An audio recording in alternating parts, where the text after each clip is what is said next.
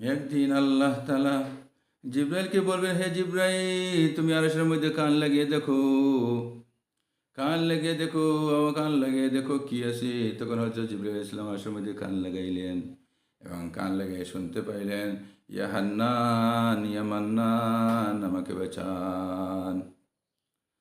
তখন জিবরিল আমিন বললেন, আল্লাহ তাআলা বললেন, কি শুনলেন? তখন জিবরিল ইসলাম বললেন, আমি শুনলাম একজনের আওয়াজ আসতেছে, ইয়া হান্নান ইয়া মান্নান, আমাকে বাঁচান। তখন আল্লাহ তাআলা বললেন, যাও জাহান্নামের মধ্যে যাও, তাকে বেঁচিয়ে আনো। তখন জাহান্নামে জিবরাইল আলাইহিস সালাম গেলেন, গিয়ে দেখলেন মালিক দারওয়ান দাঁড়াইয়া আছে। এই জাহান্নামের যে মালিক ফেরেশতা, উনি দাঁড়াইয়া আছে। ওনাকে বললেন যে একজন এইরকম আচ্ছা, তাকে বাইর করতে হবে।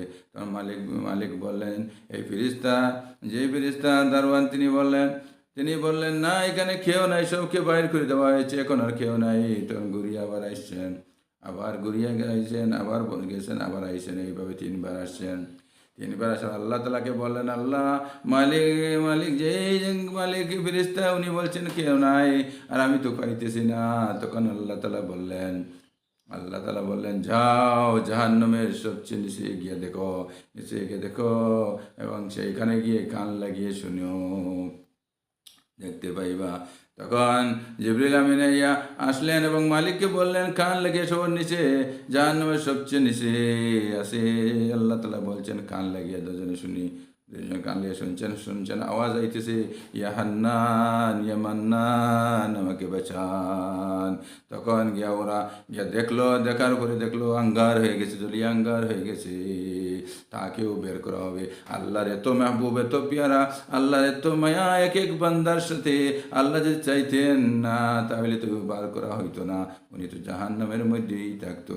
আল্লাহ ইচ্ছা, আল্লাহর মাহবুব, আল্লাহর বান্দার প্রতি কত মহব্বত। হান্নান শব্দের আওয়াজ, হান্নান শব্দের আওয়াজ শুনিয়ে আল্লাহ জানতে পারেন নাই।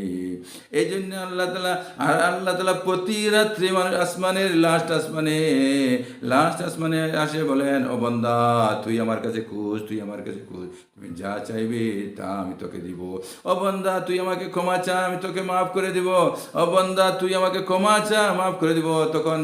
তখন যদি আমরা উঠি আল্লাহর কাছে ক্ষমা চাই, আল্লাহ আমাদেরকে মাফ করে দিবেন।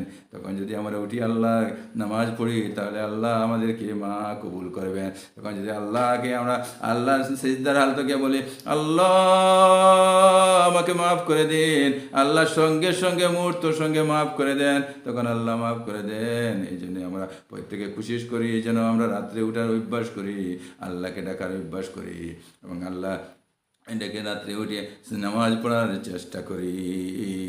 আমরা যখন যত আল্লাহর মাহবুব পেয়ারা হব, যদি আমরা আল্লাহকে ডেকে আল্লাহকে ডেকে যাইতে পারি, তাহলে আল্লাহর মাহবুব পেয়ারা বান্দা হব। এই জন্য আল্লাহ তাআলা রাত্রে আল্লাহর মহব্বত করার জন্য, আল্লাহকে পাইবার জন্য, আল্লাহকে মানবার জন্য আমরা প্রত্যেকে যেন উঠি আল্লাহর জিকির করি, নামাজ পড়ি, সিজদা করি, রুকু দিই, আল্লাহকে সিজদা দেই।